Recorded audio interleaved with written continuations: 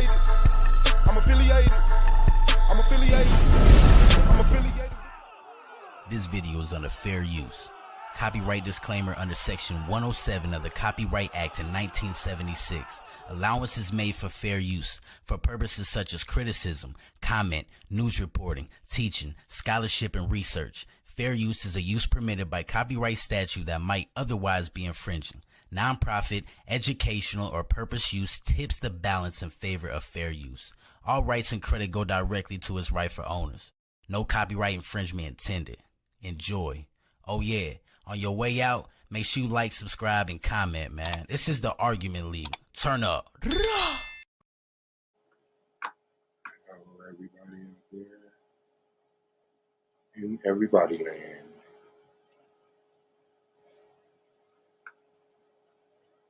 This the boy Suave, Snapping Up Entertainment, SVDL, Argument League, AOI, a whole bunch of Black Power shit. Shout out to Bingo on the track, Z on the camera, that's Snapping Up Fam. Shout out to Solar Minor Commission, Solar Vision Debate League, the greatest debate league in the world, on the Debate League on YouTube.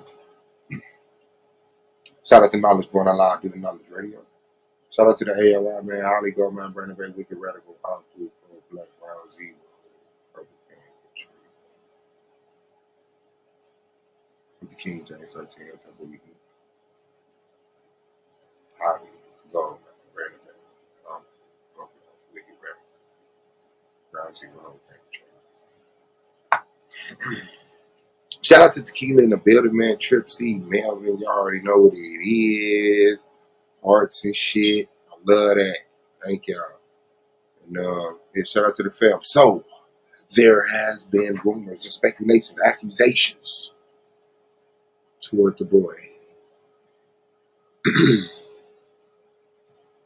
There has been some very strong accusations.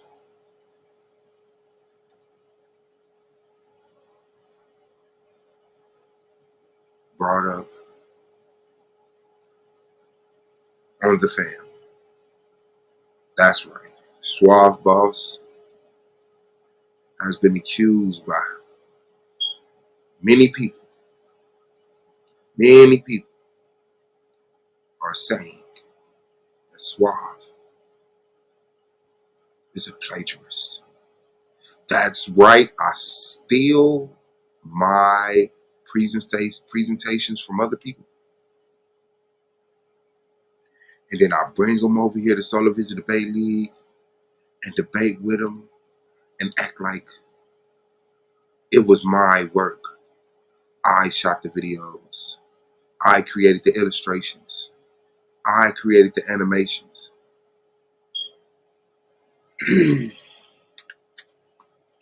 So I am here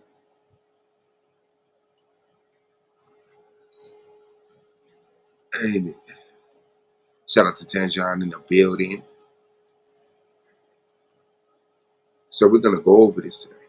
We're going to watch every single debate Suave did. And we're going to catch him. We're going to get him. Oh, he's not getting away with this. We will tolerate no plagiarism. This man did this debate about slavery and tried to make us think that he created that animation at the beginning of his debate. He has to be stopped. Okay? This man has got everybody kicked out of the league. This was his plan. He called a division between Solar and Yara. Yara and Anon. He started a very evil, twisted plot to get everybody out of the league. One by one, two by two. He started shit with One Nation Set Apart. That's right, Akmalak and Battle Axe. It was Suave the whole time. And now look at him over there with 9 trophies, bragging as all of Solar Vision Debate League's best and most dedicated and most hardworking debaters walk away, leaving Solar stuck with one controversial failure of a debater that for some reason he must have something on Solar because he's at the top of that list. He must have something on the judges as well because they're the ones who score the debate. Oh yeah, we're going to set our targets on your brother of struggle, Suave B.O.S. He won't be able to get away from this one. We got him red-handed. So I've went through Solar Vision Debate League, all of their videos, and went and got all of his debates. And I'm going to show you. The bag got mustache. I got a good one. Shout out to Alikia. R. Peace to you. I'm going to show you how this man plagiarized. He doesn't create his own slides. He doesn't think of his own arguments. Brandon Bay and Scorpion, Pro-Black and Holly and Wicked and Radical, Ground Zero, Hurricane Katrina are helping him with his presentation and his argument.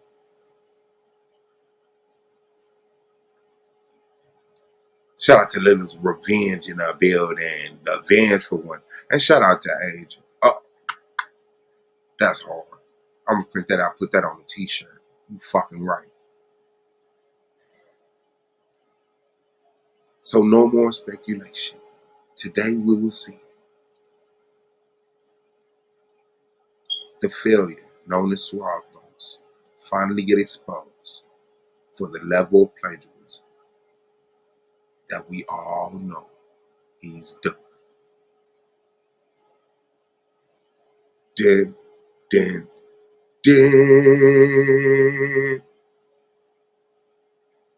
We will start with Suave B.O.S. versus Domo in a debate about it. All right, we can go ahead and start the time now. All right, let's get into it. Can black people be racist? All right, now to be clear, my position today is black people cannot be racist. All right, I'm making an argument that race is a unilateral social hierarchy. It's not a question of preference. This hierarchy is characterized by white over black. When we talk about race, we're talking about something particular. We're talking about a hierarchy characterized by white over black. All right. And so because of that, black people cannot be racist. Now, Huey P. Newton argues that that power is the ability to define a phenomenon and make it act in a desired manner. All right. The power of racism, how we see the power of racism play out is white privilege, white supremacy. That is the real life things. Those are the real life things that we deal with, that we see play out every day. All right. Now, what I'm explaining in this debate is that racism is unique to whiteness. Being racist is unique to white people. First, we're going to break down the etymology, the origins, and first popularized usage of the term racist and racism. Then we're going to get into the epistemology, the knowledge production, and how we understand society and our role in it because of racism, white over black racism. And then we're gonna end it with the practicality, the practice, the material impact of racism and the real danger it poses to black life. Now, I'll be proving this point, answering the question, why can't black people be racist, with 3 specific arguments. My first argument will be, race is a question of power, not preference. Race is an institution that operates and maintains white over black. That's beyond the scope of what one individual or what one would call individual racism does. My second argument, cultural bias versus reverse racism.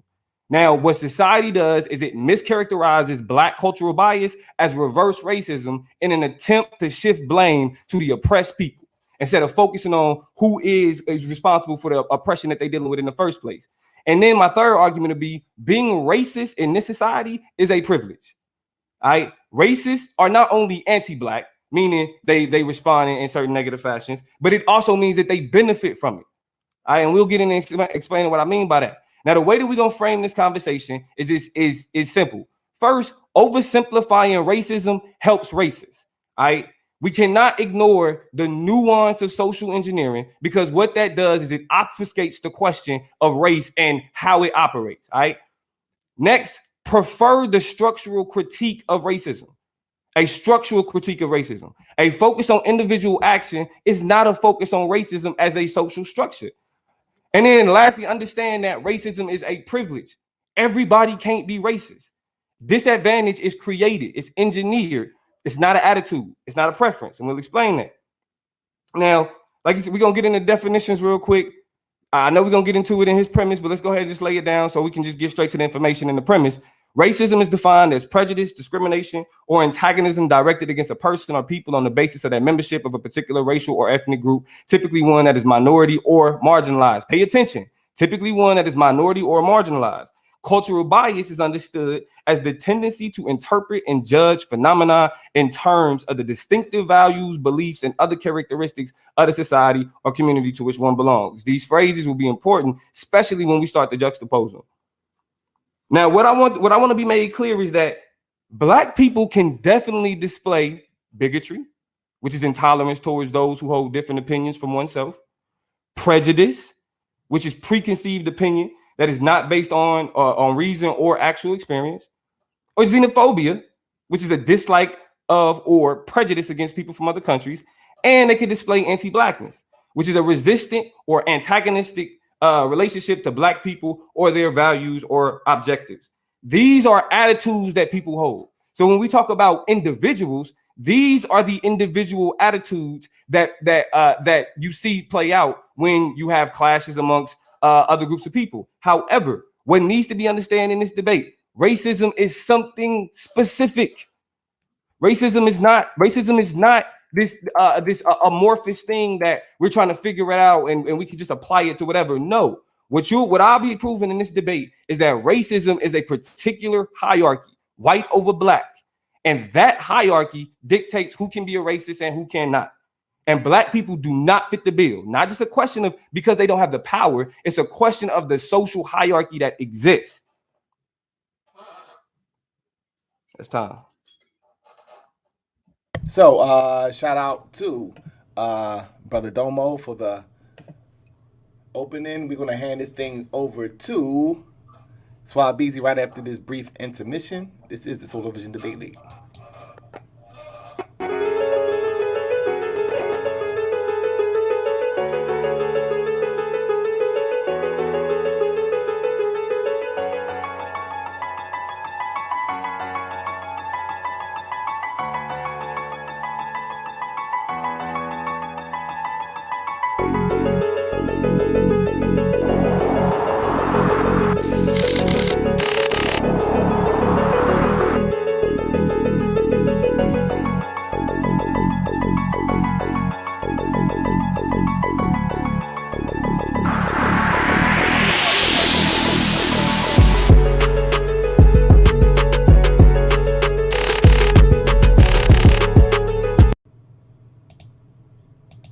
What's the time on these rounds?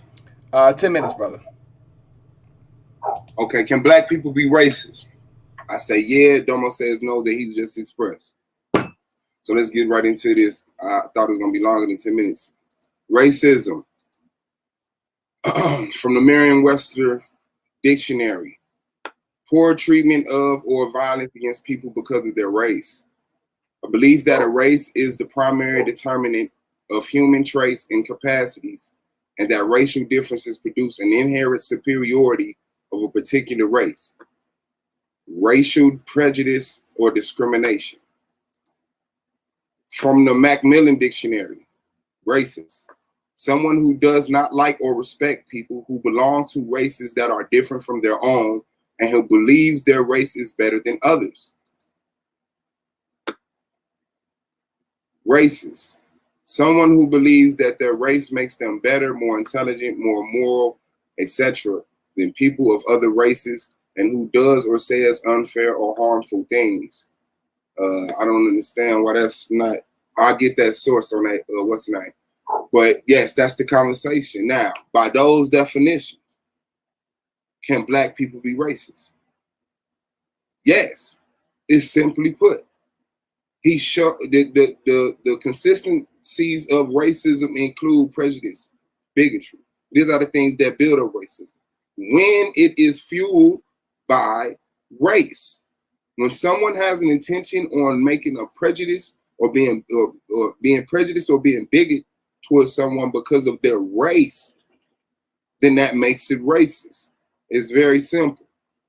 Even now in the conversations that we have in America at this time, which amaze me, today discrimination against whites have become as big as a problem as discrimination against blacks and other minorities. Now we're going to talk about the levels of which racism exists. Systematic, institutional, interpersonal, and internalized. Systemic, ongoing racial inequalities maintained by society. Institutional, discriminatory policies and practices within organizations and institutions. So the ones that I will be focusing on today is interpersonal, bigotry and biases shown between individuals through word and action. Also partnering with internalized, race-based beliefs and feelings within individuals. Now, racism begins with a thought, conscious or inadvertent. It may be exhaled with a couple of a deed or an endeavor. It may lie with the inappropriate remark or derogatory statement, a rude gesture, or an act of bullying based on race. This may occur at the individual group or institutional level. The new racism. The term institutional racism was first coined in 1967 by Stokely Carmichael and Charles V. Hamilton. Seen here, not actual photo of Charles V. Hamilton. In Black Power, The Politics and Liberation, Carmichael and Hamilton wrote that while individual racism is often identifiable because of its overt nature, institutional racism is less perceivable because of its less overt, far more subtle nature. Institutional racism originates in the operation of established and respected forces in a society and thus receives far less public condemnation than individual racism. That right there is letting you know individual racism does exist. So what is individual racism? Involves the aggression of racist attitudes and behaviors by individuals or groups.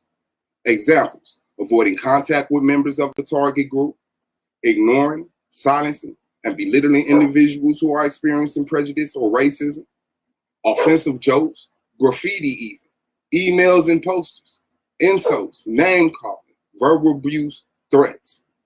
Location of individual racism, I have marked out here. Racial attitudes operate in our unconscious, also our subconscious mind. Usually invisible to us, but significantly influences our positions of critical issues. Negative unconscious attitudes about race are called implicit bias or symbolic racism. Now, I don't understand why he's making such an attempt to ignore individual racism, because it existed before systematic or institutional racism. Before any of these institutions was built, we didn't care about a college degree. We didn't care about a job. We didn't care about food stamps. We cared about our liberation. And what prohibited our liberation and our freedom to establish ourselves and continue to do what we have done since our existence? Racism. So now that we are in America in 2020, Black people own businesses.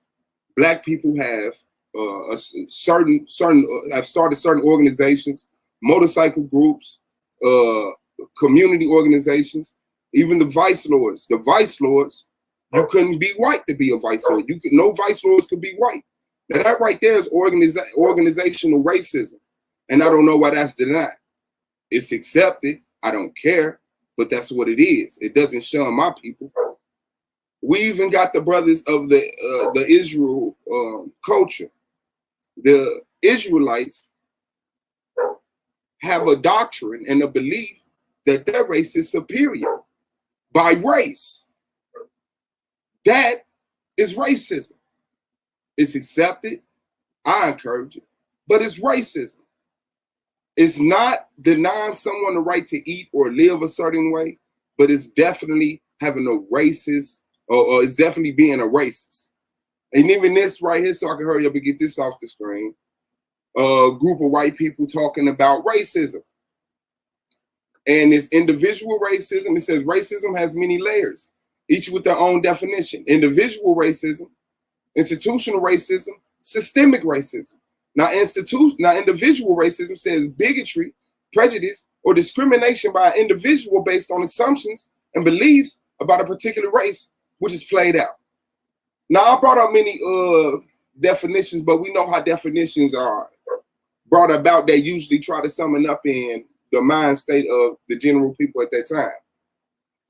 This is a pyramid, shout out to Egypt, of racial infliction, things that people could go through. So I want to focus on this, right? Biased attitudes, stereotyping, insensitive remarks, fear of differences, non-inclusive language, microaggressions, justifying biases by seeking out like-minded people, accepting negative or misinformational screening or positive information. And this is actually from the Anti-Defamation League, 2018. Bullying, ridicule, name-calling, slurs, epithets, social avoidance, dehumanization, bias, belittling jokes. These things are racist. It doesn't matter how much money you have in the bank. It doesn't matter the amount of people that you have in agreement to do it with you at one time. If this is your mind state, if this is your thought process, it is one of racism. Economic discrimination, political discrimination. This can be handled on a smaller level as saying having a business or hustling on the block or charging white people twice as much for a drug than you charge black people simply because they're white, or having to charge people a different price on their a job that they hired you to do simply because they're white. Educational discrimination, employment discrimination. Black people have our own education systems and employment systems. They might not be recognized, but in those systems, we withhold information from white people because they're white. That is racism. Housing discrimination and segregation, criminal justice disparities. Now, when you think of these things, I know that you hear prison, housing projects, but it's simply if you have a discrimination against someone because they're white and you're a black person, that's racism. Now, I want to sit up here let you know that I'm not here to argue reverse racism. That is a myth and does not exist. It's not just black people calling white people names and hurting their feelings and sending them on their way. Compared to the college degrees and loans that you might get on the other side. That's not my argument. It simply just doesn't exist like reverse sexism doesn't exist. Black people can be racist and women can be sexist, but not as sexist or not as racist as the white person or the man who has a system set up that bears consequences and benefits to, but it's still racism. It's simply when we used to speak of racism, the events and patterns that stuck out caught our attention. Then institutions, underlying structure started coming into play. And of course, as generations went on, the view was scary. So in order to focus on, that's time. So in order to focus on racism properly, we had to bring attention to institutional and systematic racism. But that does not mean individual racism no longer exists. Black power. All right. Shout out to Suave Boss. We're going to hand this thing now over to Brother Domo. Brother Domo, you have 10 minutes for your premise. Whenever you're ready, brother, you could begin your premise, brother. All right, let me get right. Let me get this timer. And then let me share my screen.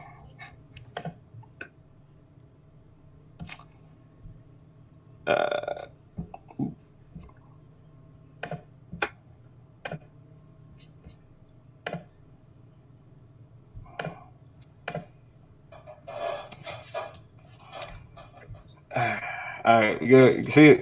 Yes, sir. Yes, sir. All right, and let's get it cracking. Started. All right. Can black people be racist? Uh, let's get into this. Again, just to reiterate, my position is that black people cannot be racist because race specifically is a unilateral social hierarchy. Okay, I can't make that clear enough. When we talk about race, we're talking about something specific. That's why it's bigger than just a question of personal attitudes, but we're gonna get into that. Remember that this hierarchy is characterized specifically by white over black. Now, remember, what he is trying to get you to do is oversimplify the question of racism, and that helps the racist. Because there is a specific people that are the racist, and when we oversimplify it, it gives them an out. Remember that the structural critique of racism is key. At the end of his premise, he literally just said we need to focus on institutional and structural racism, but this individual thing is still around. I'm gonna prove that the individual thing is created to cause confusion and hide the racist. And again, racism is a privilege. I'm gonna show y'all why. Let's get into it. My first argument is race is a question of power, not preference. Race is an institution that operates and maintains white over black. That's something specific. White over black. That is a one-way unilateral relationship. Again, I'm going to prove this by showing the etymology speaks to white over racism and racist speaking to white over black. The epistemology or the knowledge production speaks to white over black. And in practice, we only see white over black. In no way does that mean black over white. We don't have that capacity in this society, not based on what we can and can't do, but the social structures. And I'm explaining why. Now, getting into the etymology of racist and racism. Racism was first documented use was in 1902 by Richard Henry Pratt, as he was describing the social dangers of white over black discrimination. He was critiquing the way that the United States was being set up with this specific hierarchy, and he called that hierarchy racism. Again, white over black discrimination was the first instance it was used. By the late 1920s, the term was popularized by anti-fascist literature. That's anti-oppression literature. They used this term specifically to characterize the social systems in the United States. This is even before it becomes a part of the American vernacular as a whole, as a colloquialism. The way that the term was understood in its infancy, in its inception, was white over black. Not that everybody could do it. Racist as a term was popularized in 1928 by the same anti-fascist literature that popularized the term racism. What this is speaking to is they were being critical of the social order established in the US. Racist and racism are modern terms. And they're specifically talking about a specific hierarchy, not something that everybody could do. Now, it needs to be understood that racist replaced racialism and racialist as terms that were initially used to describe the relationship between Europeans and Africans during colonialism. Again, white over black. That is a very specific hierarchy. Now, we see that etymology specifically speaks to white over black. Not everybody could be racist, but specifically a social structure of white over black. This is when we get into the epistemology. Now, when Huey said power is the ability to define a phenomenon and make it act in a desired manner, the ability to define is the ability to give meaning to, right? You give meaning to a particular thing. To make act is to coerce into your advantage in the society. That's what he was speaking to. Now, what does that mean in terms of the epistemology? With the power of whiteness, when we talk about power, not just, oh, can I do this or can I do that, but the power of whiteness and the epistemology of racism dictate how black people are situated in the society. Mute your mic, please. It says, George Yancey argues that the social ontology of whiteness has created and sustained a form of interpersonal distance, partially informed by mythopoetic constructions about blackness. It is through the culturally constructed centrality of whiteness's supremacist ontology that these constructions appear at all. Whiteness, pay attention, sets itself up as the thesis. Blackness within the dialectical logic of whiteness must be the antithesis. This is a hierarchy. This is the epistemology of racism. Whiteness is the thesis. Blackness is the antithesis, the top and the bottom. It does not interchange. Now, this is when we get to the practice and how in real life, racism don't work like that. Kwame Ture is quoted as saying, if a white man wants to lynch me, that's his problem. If he has the power to lynch me, that's my problem. Racism is not a question of attitude. It's a question of power. Remember, he even quotes Stokely Carmichael. Stokely Carmichael knows that there's a such thing as individual racism. But what does Stokely Carmichael say himself? It's not a question of attitude. He can want to lynch me. He can call me a nigger all he wants to. It's when the system that he exists in empowers him to call me a nigger and then use that as a reason to justify my death. That's something specific. Racism is not characterized by preference. It's characterized by the impact. If I call a white man a cracker, that don't mean shit.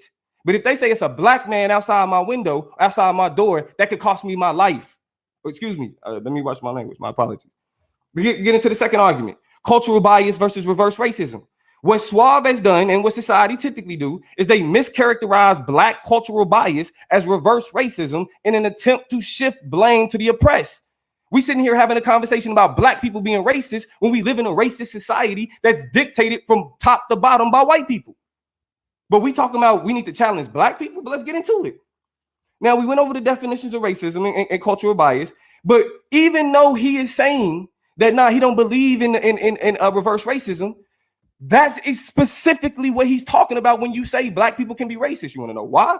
Because reverse racism is described as prejudice, discrimination, or antagonism on the basis of race directed against a member of a dominant or privileged racial group. Now, what's the problem with this? What's the problem with this definition? First off, reverse racism and the fact that it's even brought up tells you that in order for racism, for black people to be racist, the system would have to flip. In order for black people to be considered racist, it would have to be in reverse. Secondly, being prejudiced, discriminatory, or antagonistic towards white people does nothing to upset the balance of white over black.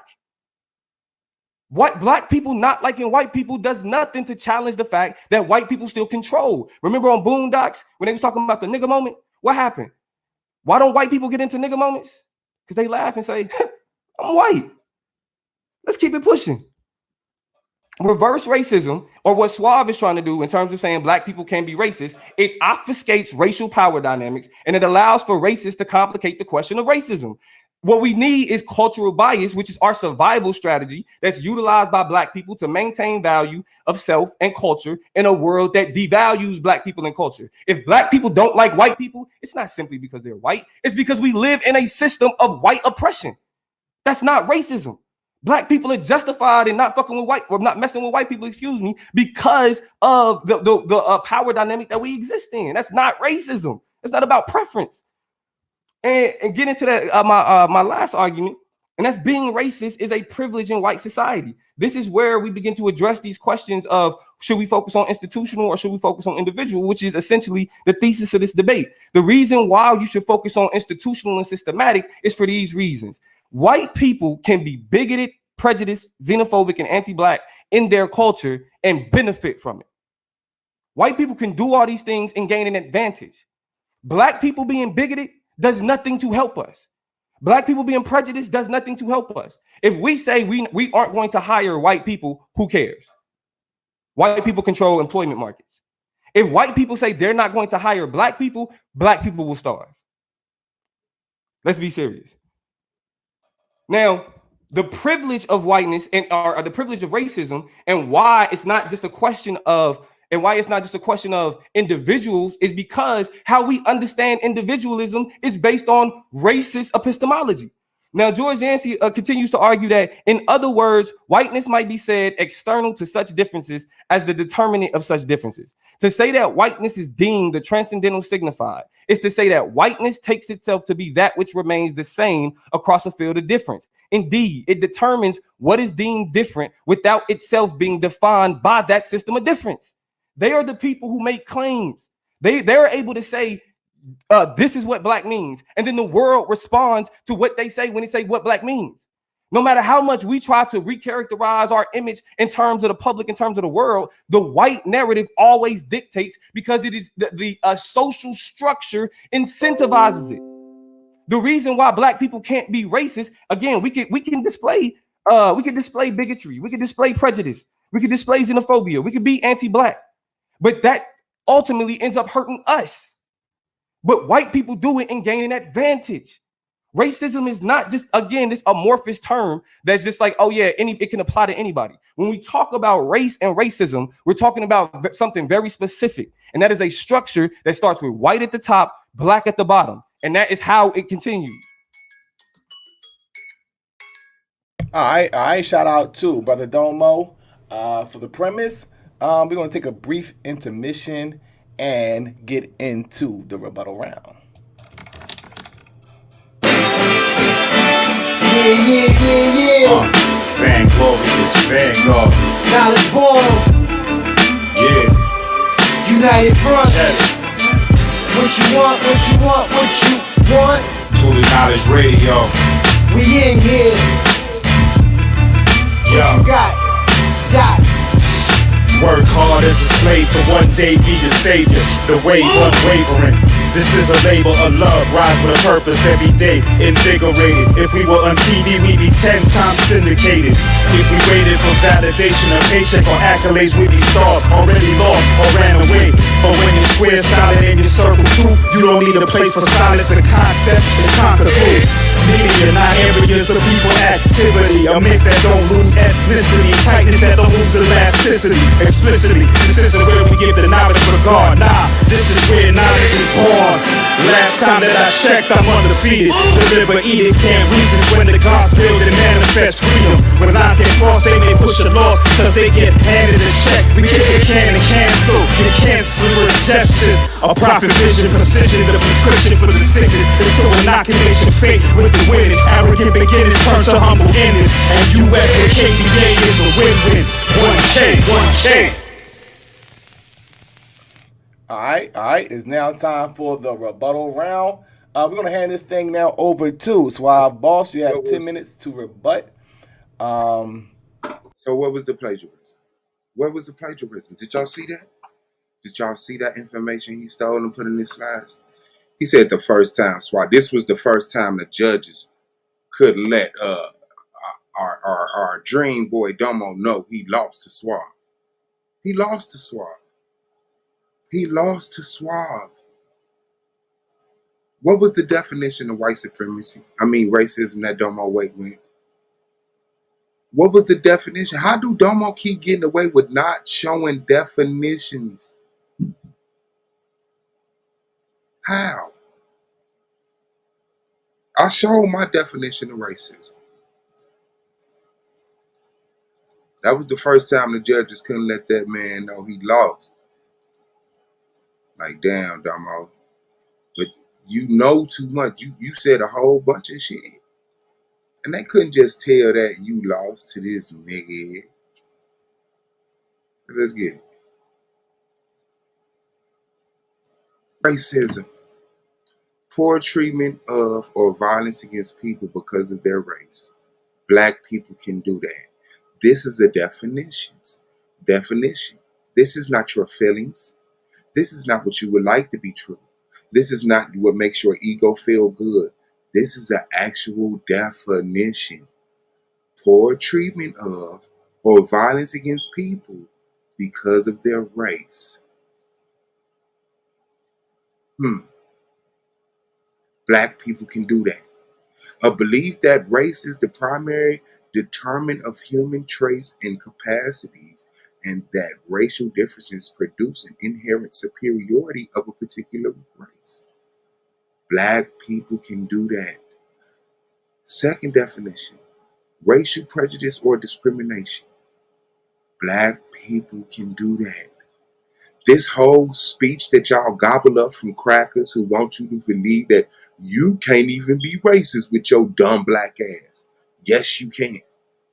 Yes, the fuck you can. When y'all go into a restaurant and that cracker behind that say,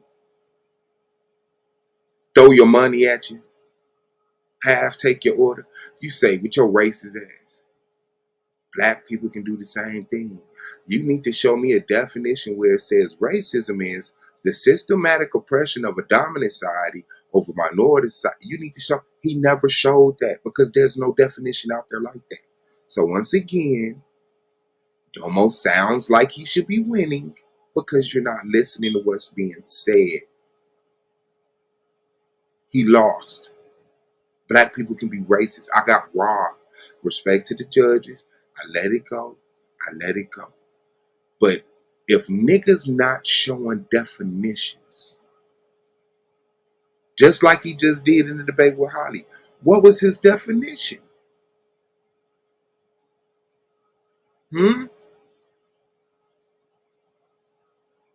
How do nobody ask that? Motherfuckers are, my definition of racism from the Merriam-Webster dictionary, poor treatment of or violence against people because of their race. We can do that. So once again, the judges being scared to let Domo down. You lost. You lost. Your tactics work. You won the debate. Your tactics work. Oh, I'm talking about epistemary, and I'm going to bring up all these dead people from back in the day that felt some type of way. Their fucking opinion is invalid.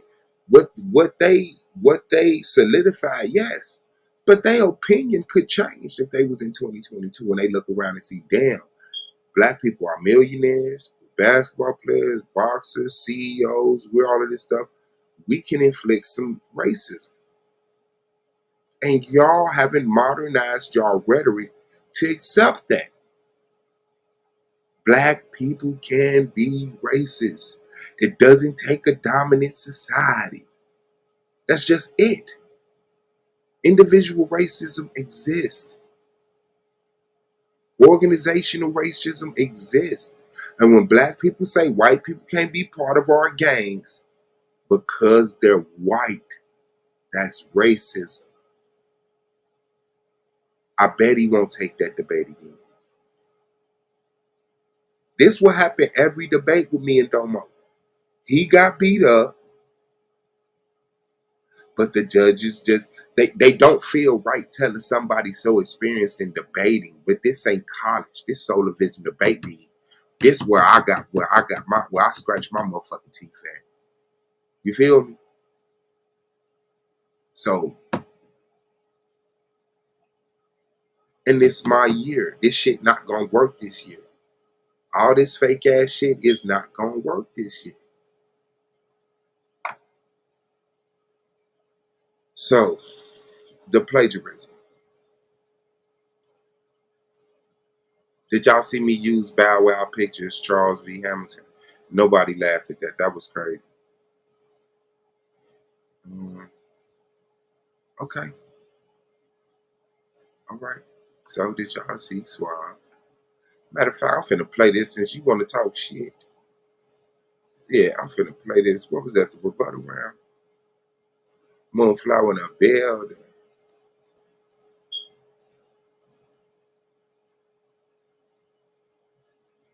Let me see.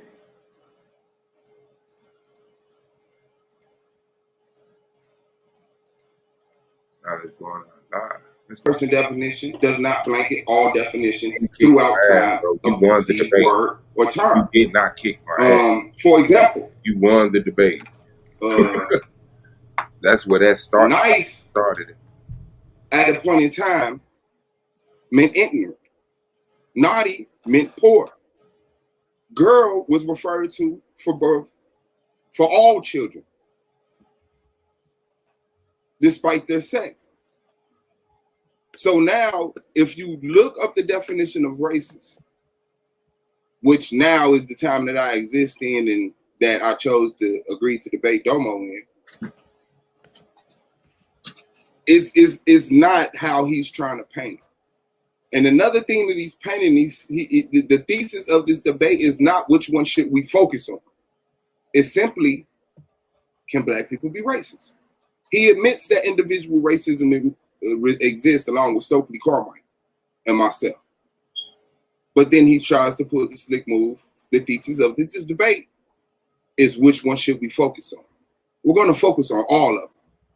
But for the point of a debate that I agree, we're going to focus on the fact that black people can be racist through individual or organizational racism, which I've already shown and displayed and you've admitted to.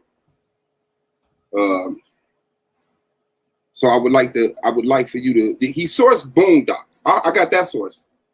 I don't know if anybody else saw any others, but he sourced Boondocks. So I mean, that's the caliber of this right here. And I've already established that I'm not arguing reverse racism. Reverse racism is an argument saying that if I call a white person a cracker, that's equal to me not being able to get a job, me not being able to get a degree. That is not what this argument is. My argument is racism. Can racism exist outwardly from black people? Yes. Yes. It's situational. And I understand why he knows and sees that the extent of it may not go to his drastic, points, but it's racism. So I don't understand how he came to that. And he makes these bold statements. Racism is exclusive to white people. How? When there's more, when he goes into these arguments about what race is and this, that, and the other. So it's exclusively to white people because white is a race? No. So with that, black people under that terminology can be racist.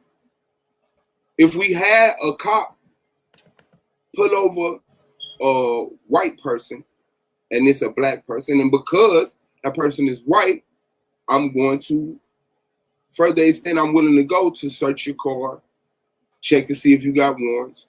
That's racist. If the scripts were reversed, it wouldn't matter what college the person that got pulled over was going to. They will be getting treated racist by a racist white cop. It doesn't matter what loan they got approved for. That individual racism still exists. It's cut and dry. It's not to be dragged out at all. I'm very interested in hear him address these points and show us the sources for those definitions, because I showed mine. And just to be clear, because I did have another one, and I was clicking and pasting, but he shows bigotry and prejudice and xenophobia and anti-blackness, and like he's so where's the source for these things? There's no source here. He's just typing up terms, putting information that he wants you to think exists to be true, and I don't even know how to check this. Go back through the slides. Here go the one right here. Black people can display bigotry, this, that, and the other. This okay, with this right here that you admitting we can display makes up racism, brother. If it's based simply on the fact of their race, it doesn't matter to the extent. And you make the argument, well, a black person calling a white person cracker doesn't do nothing for us as a whole. No, but for him, it blows a little steam off. So there go progress. There's the benefit you're looking for if you need any.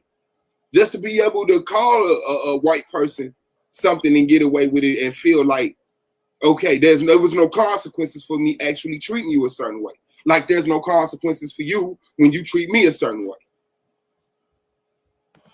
Not saying brothers like me and you may not, but brothers like Micah X went to the extent to lose his life to fire down on cops. Who is that? Somebody that you just can't take that statement and make it a fact. And so I would like to see you source up on some of the things you say, and I would like to see how you display individual racism without it being racism. It's simply put. I have a few more minutes. I really want to get that source to the one definition I gave, but you saw it was the Merriam-Webster on the one. I don't know where his was from, and the other one was the Macmillan, right? I got clips from my hold on. Is this it? No.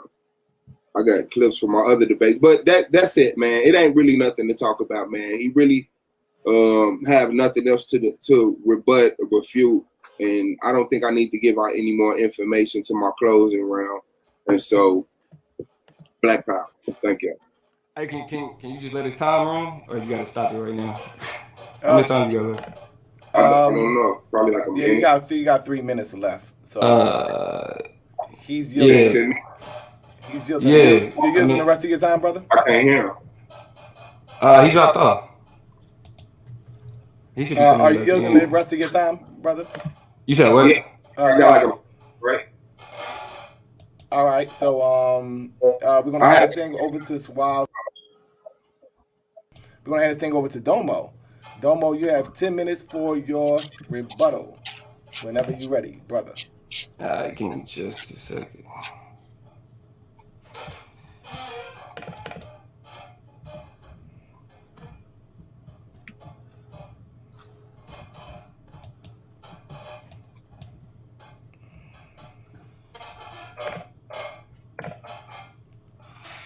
Alright, damn, I was hoping you was gonna use all your time, but alright, let's get it. And let me start up here.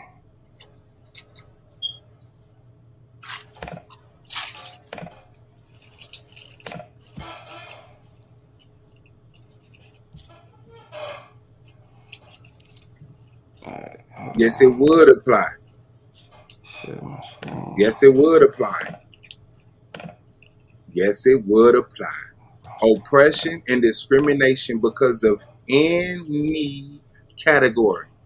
Sex and racism, it could be I'm discriminating against you because of your sex. I'm discriminating against you because of your race. I'm discriminating against you because of your height. I'm discriminating against you because of a bunch of shit that you can't change. I'm discriminating against you about shit that you can't change.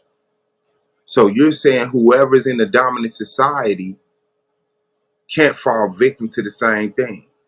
No, why I lost is why I said I lost. The judges were scared to tell Domo, go. You lost, bro. You lost. You lost. No, so what if they operate uniquely? One predates the other. One predates the other. So what if they operate uniquely? This man sat up here and said, black people can show discrimination and bigotry. That's racism. If it's because of race, it's racism. Y'all just won't address that. Y'all keep letting him say, well, this debate is not about, yes, it is. Can black people be racist? Period. That's the question. Not can black people be systematically racist? Can black people be dominant society or whatever? Can black people be racist? Yes. Individual racism. He admitted individual racism exists. He admitted Stokely Carmichael knew individual racism existed. But then he told y'all, but this debate is not about that. Y'all let this man tell y'all the debate was about what he wanted y'all to know the debate. That's why he win, because people are stupid like that. Because I can say, in my premise, I'm the affirmative. Yes, black people can be racist. The question is how? So you have to listen to my argument. But people don't listen to the argument. They just go right into their script they got from they hurt ass pop, they hurt ass mama, they hurt ass teacher. Oh, black people can't be racist. Why? Because white people are so super duper incredible that the system that they set up just won't let you discriminate against them. What? I won this debate. Can black people be racist?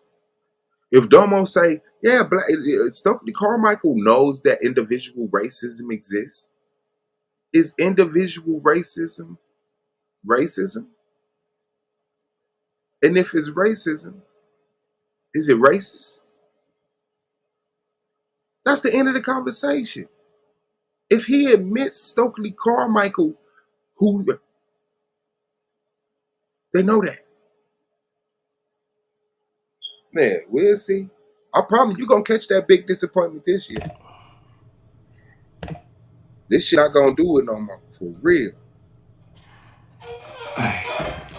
Look at him. He still ain't ready. Yes, sir. All right, let's get it in. Let's start it. Can black people be racist? Let's go ahead and get into these rebuttals.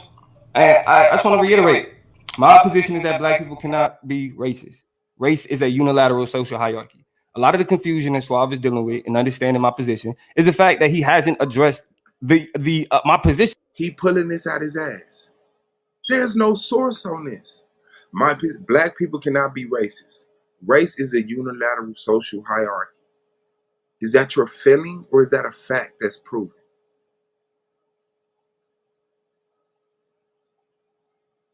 It's crazy y'all let this in no way, shape, or form. When I say that race is a unilateral social hierarchy, I'm making the argument that it is a system that only flows one way, and that's white over black. That means that there is no forms of individual racism because the way that racism functions is white over black. Race functions as white over black. Did y'all hear that? Listen to what he said. Can y'all listen to that sentence he just said? As white over black. Guess what you ain't heard? As white individual racism because the way that it is a system that only flows one way, and that's white over black. That means that there is no forms of individual racism. There is no forms of individual racism. Why? Because the way that racism functions is white over black. Because the way that racism functions is white over black. No, this was last year. This was season 3. So this wasn't even a performance. This is when you had to prove your argument. This we just started doing a performance thing this season. Last season, it was like the playoffs. You had whoever was right, whoever proved. He not showing no sources. He not showing no definition. He's speaking from his heart. And he just told y'all individual racism don't exist because racism is white over black. And because that rubbed your chest the right way, you agreed. Black people can't hate white people for being racist. Are we that slow in 2022? You mad because you don't have a system that stop people from going to college. If you don't stop people from going to college, if you don't, okay, so was there racism before colleges were built? Before black people were working in white people's stores, before metropolitan areas was built, when black people was farming, when black people was making their own clothes, fishing their own food. So you telling me white people wasn't racist to us then because we weren't part of that dominant society? Individual racism exists. Are black people ruling the world? No. Do black people cause as much harm and strife for a white person when we discriminate against them? No, fine. But you can be racist. But you can be racist. You're saying because you can't kill a man, you can't harm a man? That's what you're saying. Well, he shot your head off. All you did was stab him. Did I inflict damage? Why isn't that damage recognized? Why isn't the racism from a black person to a white person recognized? Why? Can anybody answer that? Because race is a unilateral social hierarchy that's printed up on Domo's screen? He preached to y'all and y'all fell for it because y'all hate white people. Because you want white people to feel some type of way. Because black people want white people to feel some type of way about their presence and they can't. Black people can't be racist. If I come out here and I buy an ice cream bar for every kid on the block, the Mexicans, the Chinese, the black, and then the white kid walk up and I say, nah, I ain't buying you one. And they say, why? I said, because you're white. Is that not racism? Can y'all please put up a definition of racism?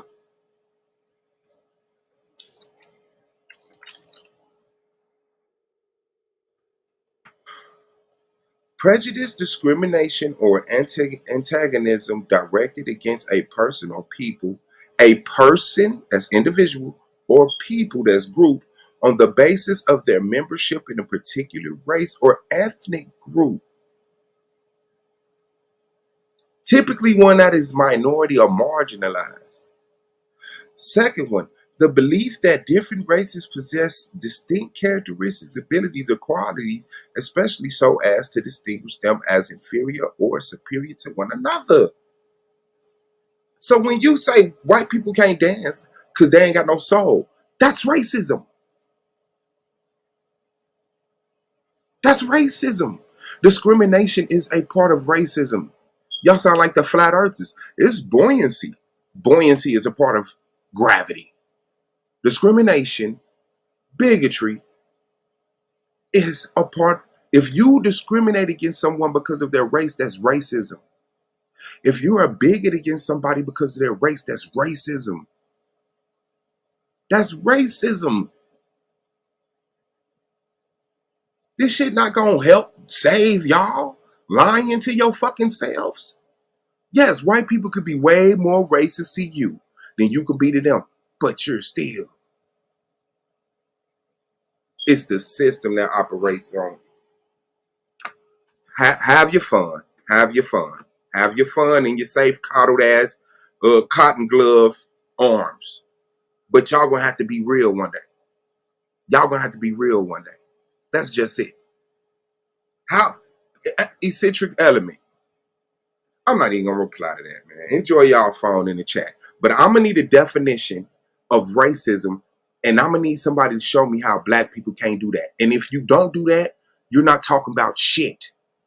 If you're not giving me a definition of racism that black people can't be, you're preaching in the chat from your hurt souls like Domo was. Race functions as white. I'm hella mad because I put in hella work for this debate and people came over here and told you what they feel like in their heart. This is a debate. Look at what I did and look at what he did. I showed a definition of racism. He didn't go to my definition of racism and explain why black people can't be that. He said, don't look at what Suave saying. Turn your head over here. Individual racism don't exist, even though he admitted in his premise. Yes, Stokely Carmichael recognizes individual racism. Stokely Carmichael knows individual racism exists, but then he turned right about in his rebuttal and say individual racism doesn't exist because racism goes white to black with no definition, no chart, no source. He just told you what you wanted to believe already.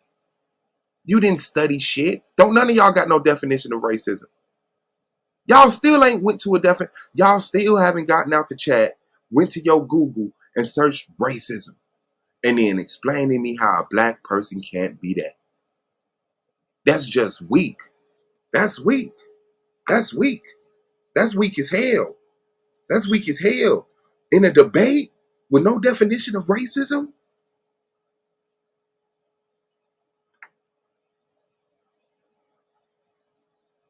Black people can't be racist. Black people can't look at somebody of another race and discriminate against them because of that. I have a definition. I have a clarification. Y'all don't got none of that shit. Y'all talking about what y'all believe without looking at anything. Anything. Anything. I'm not finna lose this year because of this mark ass shit. I'm the affirmative in the debate. That means he's countering my argument. If you, Spenny, I'm gonna need you to grow up right now with me. 1 second. If we can be prejudiced, look up what is being prejudiced because of someone's race. If I'm prejudiced toward a white person simply because they're white, Spenny Sparks, do you know that that's racism? Can you accept correction? Can you grow with us today? If you can admit we can be prejudiced, if someone is prejudiced against you because of your race, what is that, Spenny Spark? You're alive. You're alive.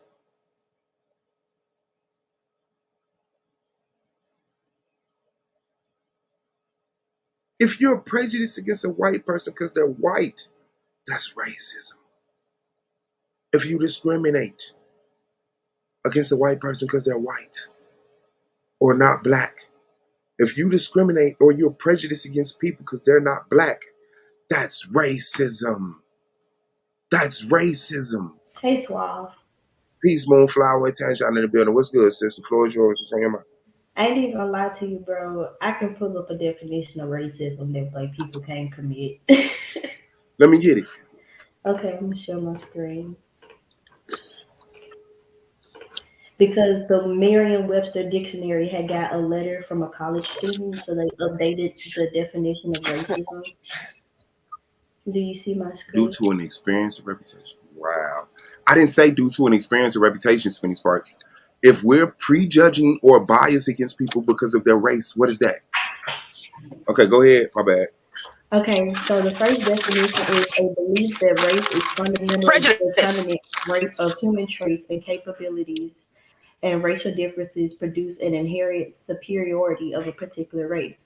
So even with your example of the little boy and the ice cream, you didn't exemplify or you didn't imply that you thought that black was superior to white. So you didn't even prove racism. No, that's another. That's the other definition. Sorry, I I got said one more. I got no, one. no. My example for that is when we say white people can't dance because they ain't got soul. We're inherently born as black people with rhythm. They don't have the rhythm because they're white. That's racism. That's that first definition you just said. Okay, go ahead. The systematic oppression of a racial group to the social, economic, and political advantage of another. Black people do not have the ability to oppress white people in a social, economic, or political way. Yes, they do. White people cannot be vice lords. When white people go That to is not prison, a political thing. That is a that's gang. hold on. Is that a system? Is that an organization? That is Are a the vice gang. That are the is vice lords an organization? that is an illegal gang. So no, Are the that's vice an lords an illegal gang. organization? No, that is an They're illegal. not.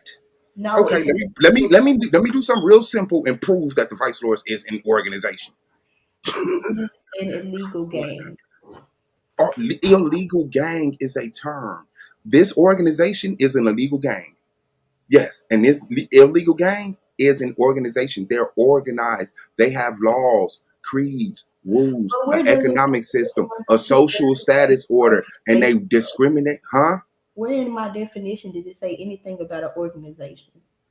Systematic. You don't know what systematic is? Yes, I know what systematic is. It says a system, like the justice Okay. system. So when and you added it. Remember, you added it after you read the definition. You said it's systematic organization and no political. You said that.